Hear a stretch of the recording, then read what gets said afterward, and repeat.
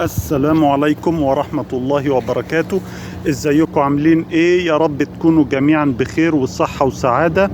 النهاردة برد على فيديو جميل لأستاذنا الفاضل محمود سعيد حفظه الله.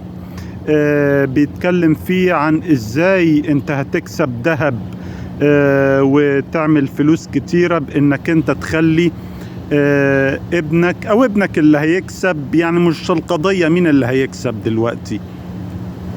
ذهب انه يبيع مية ساقعة في الشارع او مياه باردة في الشارع عشان يعلموا المسؤولية وينمي مهاراته الاجتماعية منذ الصغر. وده يا اخوانا كلام جميل جدا، وفعلا دي دروس عظيمة جدا اللي بيستفيدها الطفل بدل من ضياع وقته قدام المحمول.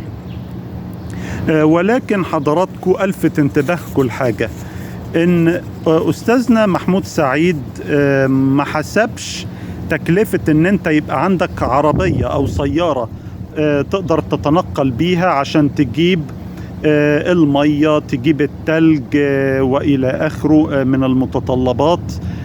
تكلفة ان يبقى عندك عربية في حد ذاتها في نيويورك بتتكلم عن مئات الدولارات في الشهر، وطبعا ممكن تعدي ال1000 لو احتاجت لصيانة او حصل حادثة، الشر بره وبعيد. فحضراتكم تكلفة وجود عربية عشان تعمل مشروع زي ده ما اتحسبتش في الموضوع. دي حاجة. الحاجة التانية انه لما حسب ان الساعتين عمل فيها ايا كان 48 دولار وشوية فكة او قربها ال50 دولار، هو ما حسبش تمن البنزين. لو اتحسب تمن البنزين يا اخوانا اللي اتصرف في المشوار عشان يروح يجيب المية والتلج والمتطلبات بتاعة البيزنس، هتلاقي المكسب مش 48 دولار، لا اقل من ذلك. دي حاجة. الحاجة اللي تيجي يا اخوانا بعد كده واللي ما اتحسبتش برضو، الوقت مش ساعتين بس، هو حسب بس الوقت اللي كان هو فيه في المكان اللي بيبيع، ولكن الوقت اللي راح فيه للدكان عشان يشتري المية والتلج ومتطلبات البيزنس، ما هو ده وقت تطلبه البيزنس، الوقت ده لازم يتحسب يا اخوانا. فلو اتحسب الوقت اللي هو راح فيه يشتري متطلبات البيزنس والبنزين اللي اتصرف عشان المروح للدكان وعشان يروح للسبوت او للمكان اللي بيبيع فيه، فاللي هتلاقي ان هو ما عملش 48 دولار في الساعتين او 25 دولار في الساعة زي ما عايز يقربها، لا هيكون عمل اقل من ذلك يا اخوانا. فدي حاجات لازم تتحسب. البنزين، وقت شراء متطلبات البيزنس. فعشان كده بقول لكم الحسبة دي داخل فيها حاجات بعض البسطاء ممكن ما ياخدوش بالهم منها. نيجي بعد كده حضراتكم نقطة مهمة البعض ما ياخدش باله منها برضو، ان ابنه كتب في اليافطة ان انا بعمل البيزنس ده عشان مصاريف الجامعة بتاعتي مستقبلا. طبعا لازم البسطاء لما يتفرجوا على حاجة زي كده ياخدوا في اعتبارهم ان الناس تعاطفت معاه، وباعترافه هو ان في ناس دفعت له فلوس من غير ما تاخد ازازة مية او قنينة مية. ليه الناس تعاطفت مع هذا الطفل ابن استاذنا محمود سعيد؟ اولا لانه طفل. ناس كتير من اصحاب القلوب الطيبة لما بتشوف طفل شغال بيتعاطفوا معاه، وده في كل العالم مش بس في امريكا. وبعد كده يا اخوانا الناس كلها عارفة في امريكا ان مصاريف الدراسة الجامعية في امريكا فاحشة الغلاء، ما هياش ببلاش. على مستوى الكوكب كله الجامعة مش مجانا، الجامعة بفلوس وفلوس كتيرة. الجامعة هتلاقيها مجانا في عدد محدود من الدول، زي النرويج، السويد، ألمانيا، بولندا، مصر، الفلبين. البلاد دي يعني بلاد عددها محدود جدا على مستوى الكوكب، هي اللي الدراسة الجامعية فيها مجانا، والطالب ما بيدفعش غير بس ادمنستريتيف فيه، كلام فارغ يعني ما يجيبش حاجة من مصاريف الجامعة، ما يغطيش حاجة من مصاريف الجامعة.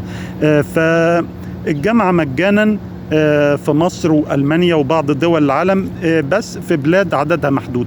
لكن على مستوى الكوكب الدراسة الجامعية في أغلب بلاد العالم بفلوس كتير، وخاصة بقى في أمريكا بفلوس كتير جدا جدا. فطبعا لما طفل يجي قدام الناس يقول لهم أنا بعمل البزنس ده عشان مصاريف الجامعة بتاعتي مستقبلا، فطبعا الناس هتتعاطف معاه وبشدة. لكن حط في اعتبارك يا أخي المستمع إن لو واحد زيي أو زيك جاي يبيع، الناس مش هتتعاطف معاه زي ما تعاطفت مع الطفل اللي هو طفل، واللي هو بيحوش من دلوقتي عشان مصاريف جامعته مستقبلا. فحط الفاكتور ده او العامل ده في اعتبارك وانت بتقيم هذا البيزنس. فهل البيزنس ده بيكسب ذهب؟ في حقيقة الامر الحمد لله على اللي بيكسبه، ولكن مش بيكسب ذهب. كذلك في عامل يا اخوانا يعني ايه ما لم يذكر في الفيديو. ايه هو العامل ده؟ انت عشان تبيع اي حاجة في الشارع في امريكا انت محتاج انك تاخد من المدينة رخصة بائع متجول. ولو هتبيع اكل او شرب لازم دي لها رخصة. فانت لو هتبيع مثلا رخصة بائع متجول مش من حقك تبيع اكل وشرب، في رخصة لو هتبيع اكل وشرب. فهل هو كان عنده رخصة لذلك؟ ده سؤال مهم يتسأل. عموما انا مش هنا عشان احفر ورا حد ولا كلام من ده، بس بعرفك لو انت هتعمل بيزنس زي ده وتاخد الدرس من أستاذنا محمود سعيد، لازم تطلع رخصة من المدينة. لأن أنت كمان يعني ممكن لو انسبكتور شاف الطفل، ممكن الانسبكتور ده لو بيعمل شغله ياخد إجراء عقابي ضد والد الطفل لو ما فيش رخصة لذلك، أو لو الطفل تحت السن القانوني للعمل أيا كان. أنا مش هنا عشان أحفر ورا حد ولا كلام من ده، بس أنا بقول لحضراتكم إن عشان البزنس يكون قانوني لازم اللي بيبيع يكون في سن قانوني. دي حاجة. الحاجة التانية إن لازم اللي بيبيع ده يكون عنده رخصة عشان يضمنوا إن هو هيدفع ضرائب على $40 اللي عملهم في ساعتين أو ايا كانت القيمة اللي عملها.